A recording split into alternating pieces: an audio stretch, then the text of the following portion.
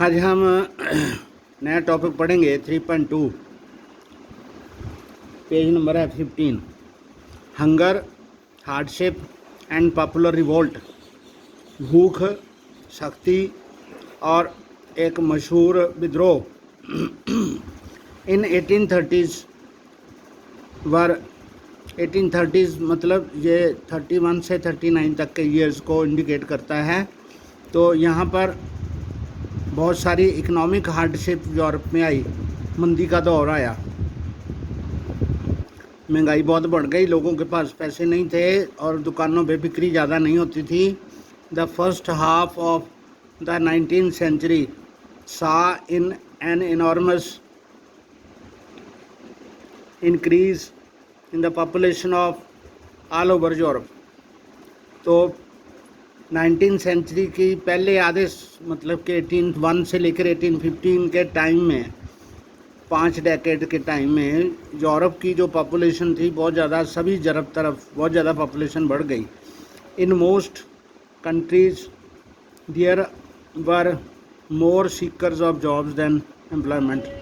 तो जितने भी जॉब्स निकलती थी उनसे ज़्यादा जॉब पाने वाले लोग होते थे, अनएम्प्लॉयमेंट बहुत ज़्यादा हो गई।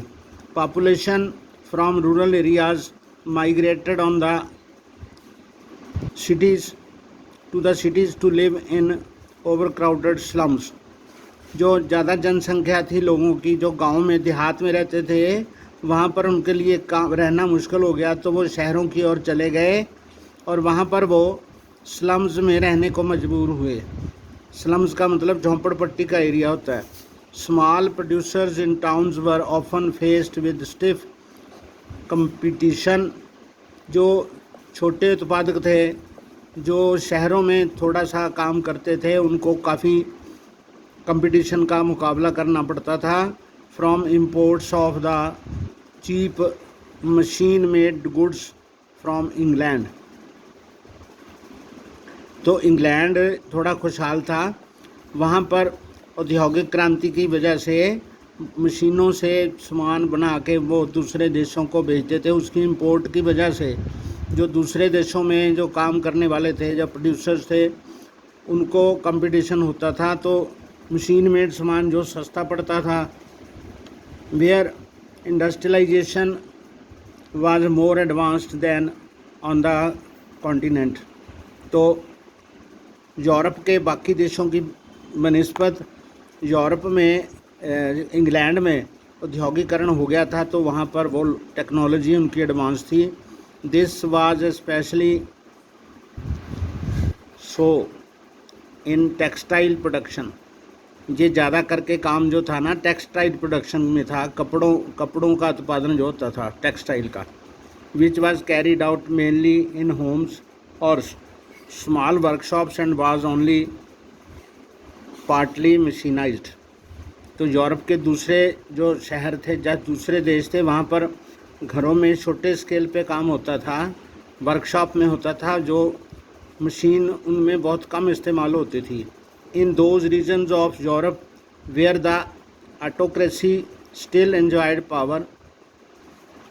उन देशों में यहाँ पर अभी भी aristocracy, dictatorship, one man rule वहाँ पर लागू था। उन्हीं रीजन्स में peasants struggled under the burden of feudal dues. तो किसान थे, वो भी जगीरदारों के हत्थे चढ़े हुए थे और उनके देनदारियों की वजह से उनके ऊपर बहुत वजन था एंड ऑब्लिगेशंस, उनको उनके काम करने पड़ते थे।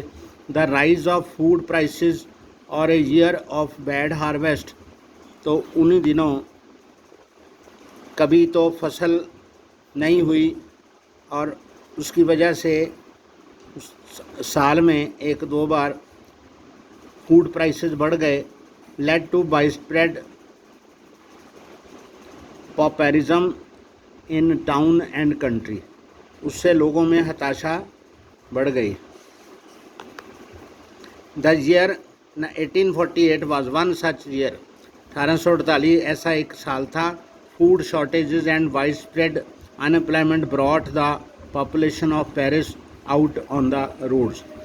फ्रांस में पेरिस में लोग इस कमी की वजह से, फूड प्राइसेस, फूड शॉर्टेज की वजह से और अनएम्प्लॉयमेंट बहुत ज़्यादा हो गई थी, तो लोग घरों से बाहर निकल आए पेरिस में। बैरिकेड्स वर इरेक्टेड, उनके लिए बाधाएं खड़ी की गई, सड़क के ऊपर बैरिकेड किए गए। And Louis Philippe was force to flee, तब इतने ज़्यादा प्रदर्शन हुए कि वहाँ का जो फ्रांस का राजा था लुइस फिलिप्स, जो एरिस्टोक्रेसी का नुमाइंदा था, उसको वहाँ से भागना पड़ा।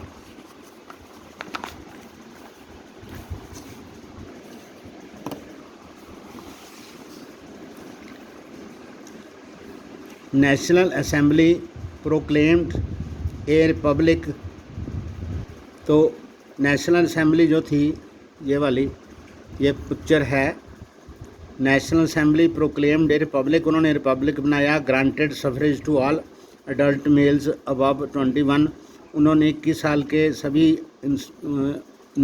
आदमियों को वोट का अधिकार दिया। And granted the right to work, काम करने का अधिकार दिया। तो national workshops to provide employment were set up, कौमी राष्ट्रीय तौर पर वर्कशॉपें स्थापित की गई, यहाँ पर वो लोग काम कर सके। तो हम आगे पढ़ते हैं।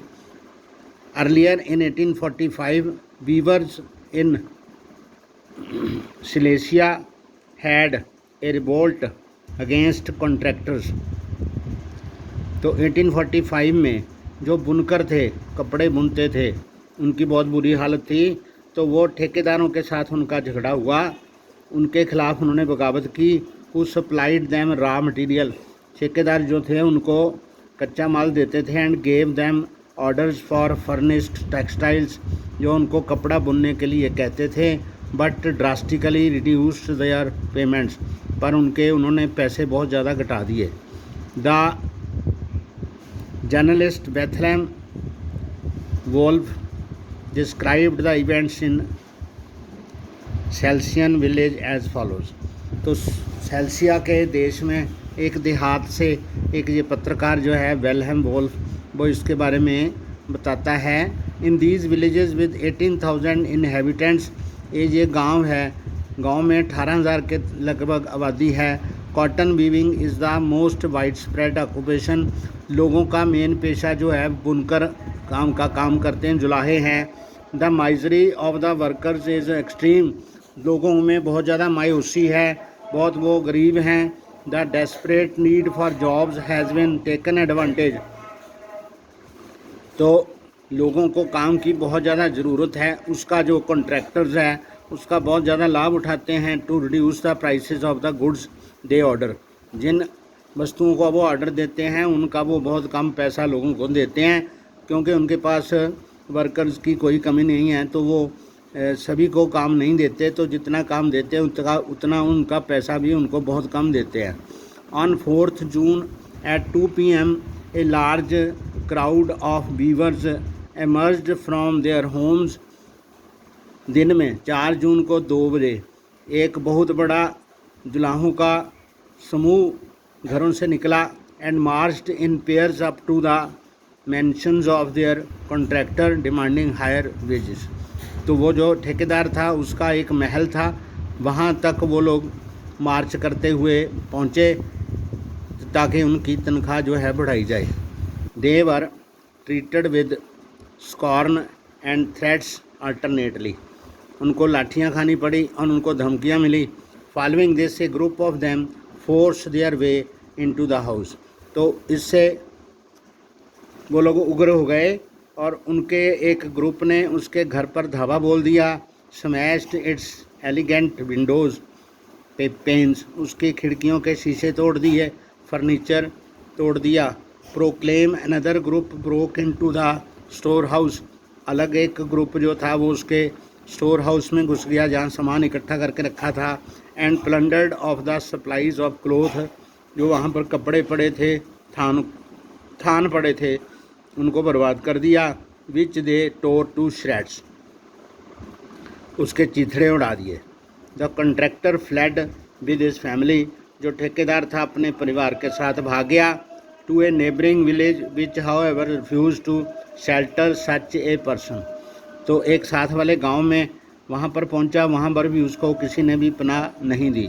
ही returned 124 hours later having requisitioned the army. तो वो 24 घंटे बाद वापस आया तो उसको फ़ौज ने उससे सवाल जवाब किए। In the exchange that followed 11 weavers were shot. तो उसके बाद में 12 जो जुलाहे थे कल्प्रिट बना के उनको उन्होंने गोली से उड़ा दिया।